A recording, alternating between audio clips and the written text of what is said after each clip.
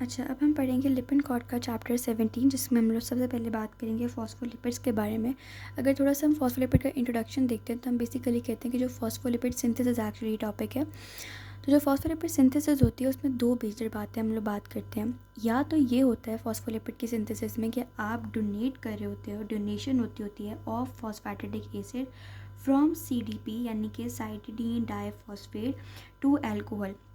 या तो आपके पास जो फॉस्फैटिडिक एसिड होता है वो CDP से अल्कोहल में जा रहा होता है, या फिर ये होता है कि हमारे पास जो फॉस्फोमोनो एसिड होता है ऑफ अल्कोहल वो आपके पास ट्रांसफ़र होगा, डोनेट होता है from the CDP alcohol to DAGs. ये वो दो सिचुएशंस होती है।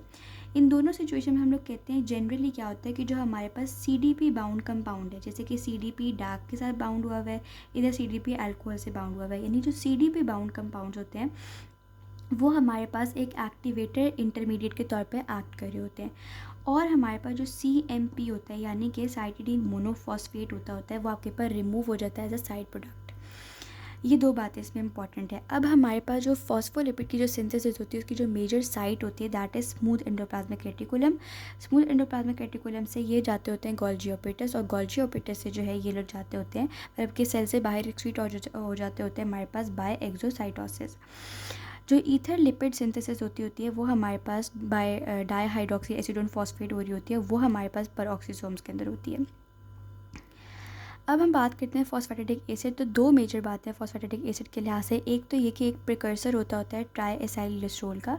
दूसरा ये होता है कि हमारे पास जो है ग्लिसरॉल 3 फॉस्फेट वो कंबाइन करता होता है with 2 molecule of fatty acyl coenzyme के साथ कंबाइन करता है मॉलिक्यूल, और एज अ रिजल्ट आपके पास फॉस्फेटिडिक एसिड जो होता है वो फॉर्म होता है।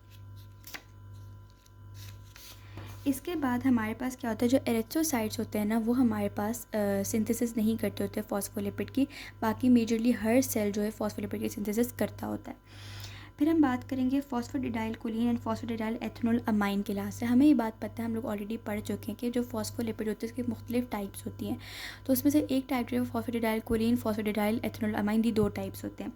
जो फॉस्फोडिडाइल कोलिन और एथेनॉल अमाइन होते हैं ये मेजरली हमारे पे ये न्यूट्रल फॉस्फोलिपिड होते हैं, सबसे ज़्यादा एबंडेंट फॉस्फोलिपिड यही दोनों होते हैं।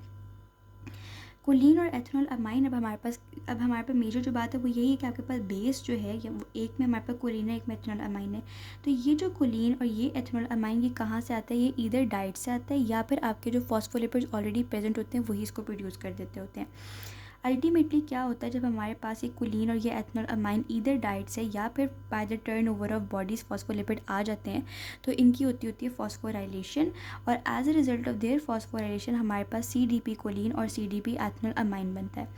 ये CDP कोलिन और CDP एथेनॉल अमाइन जो होता है ये ट्रांसफ़र होते हैं from the nucleotide to the डैग्स।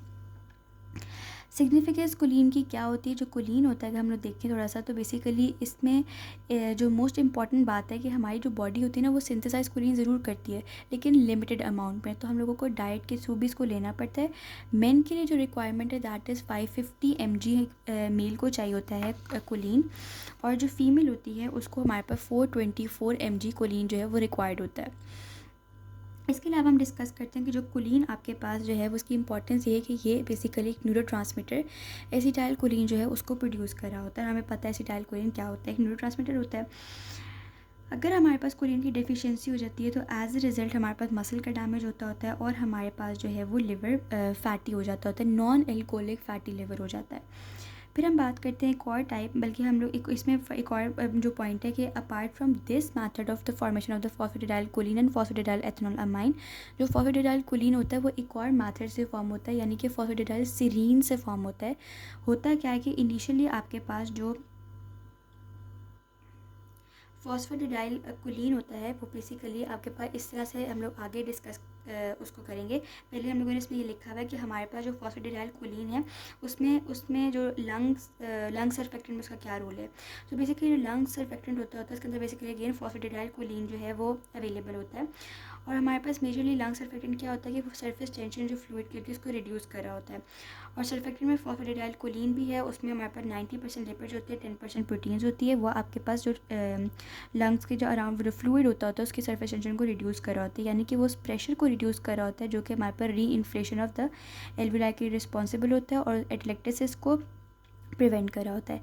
Lungs की मैच्योरिटी हमें पता है क्या है कि लंग्स की मैच्योरिटी जो होती है वो हमारे पर डिपेंड कर रही होती है अमाउंट ऑफ सर्फेक्टेंट जो कि प्रोड्यूस हो रहा है।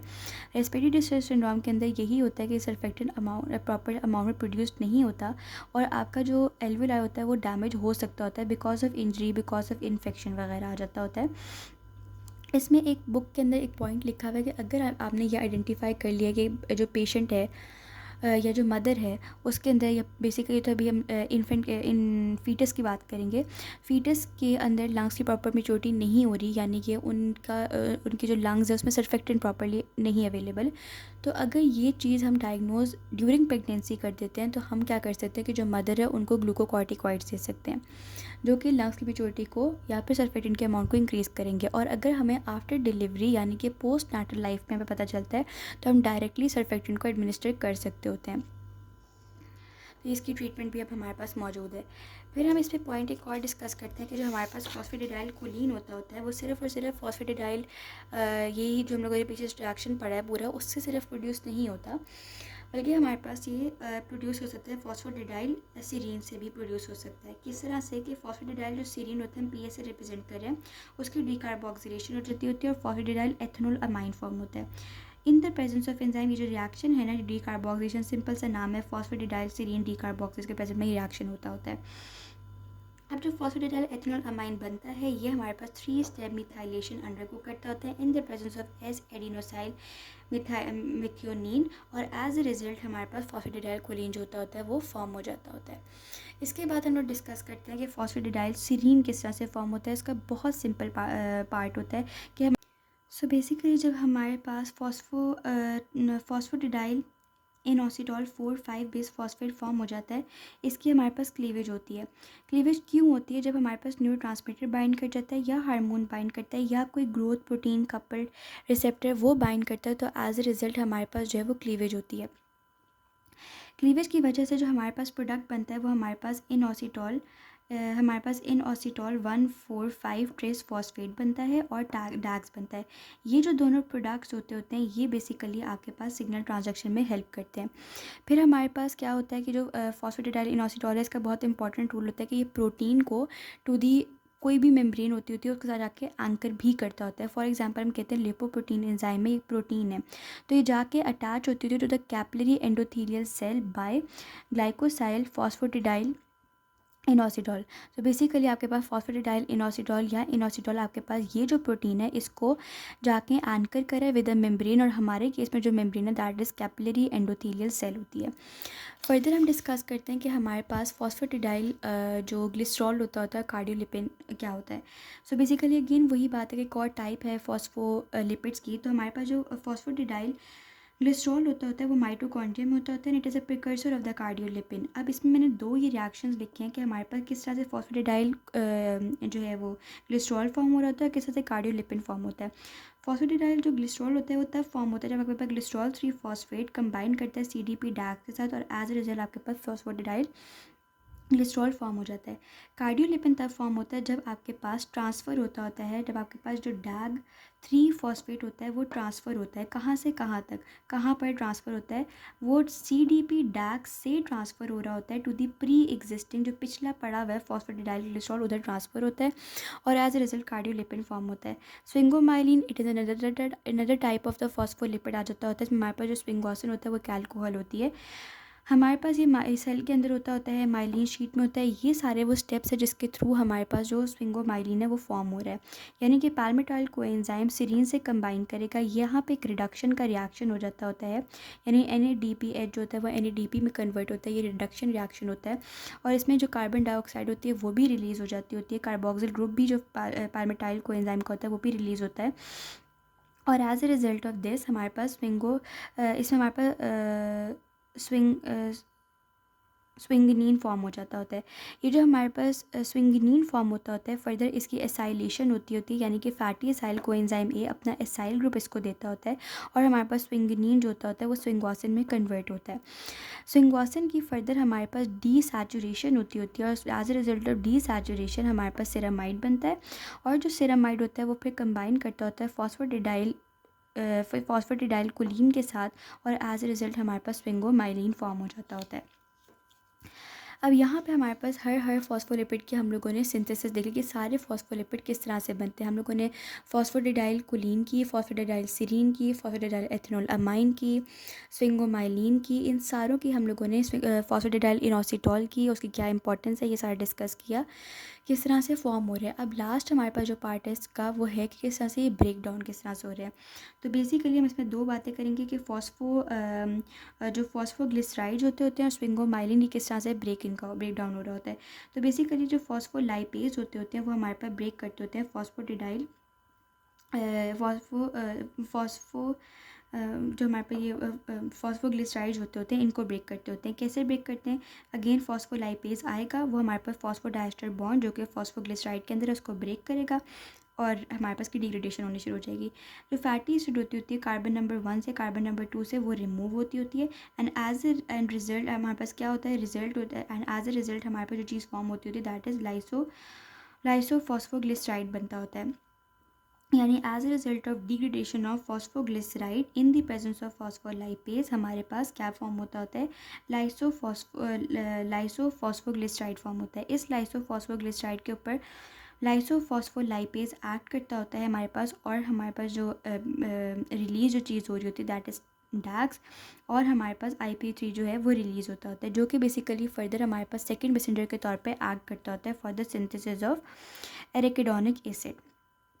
बार्ट सिंड्रोम जो होता है वो रिलीज़ होता है from the deficiency of BART syndrome एक ऐसा सिंड्रोम होता है जो कि कब होता है, जब हमारे पास रीमॉडलिंग कार्डियोलिपिन की प्रॉपर नहीं होती। बेसिकली हम ये कहते होते हैं कि जो फॉस्फोलाइपेज A2 होता है वो सिर्फ और सिर्फ डिग्रेडेशन नहीं कर रहा होता फॉस्फोलिपिड की, बल्कि वो रीमॉडलिंग भी करता होता है फॉस्फोलिपिड की। कि हम कह रहे हैं यहाँ पे जैसे फैटी एसिड रिमूव हो रहा है from the carbon number 1 and carbon number 2 fatty acid remove हो रहा होता है। तो क्या करता है कि यहाँ पे फॉर एग्जांपल ये फैटी एसिड रिमूव हुआ ना, तो इन the presence of another enzyme एक और एंजाइम होता है जिसका नाम होता है फैटी एसाइल कोएंजाइम ट्रांसफरेज। वो अगर फॉर एग्जांपल C1 से एक फैटी एसिड रिमूव हुआ है तो जो फैटी एसाइल कोएंजाइम ट्रांसफरेज होगा वो एक नया फैटी एसिड लेकर इसी C1 की जगह पे आके अटैच कर देता होता है और रीमॉडलिंग होनी शुरू हो जाती है कार्डियोलिपिन की और फॉस्फोग्लिसराइड की। ठीक है ना, मतलब कि because of the replacement of the fatty acid because of the enzyme fatty acyl coenzyme A transferase.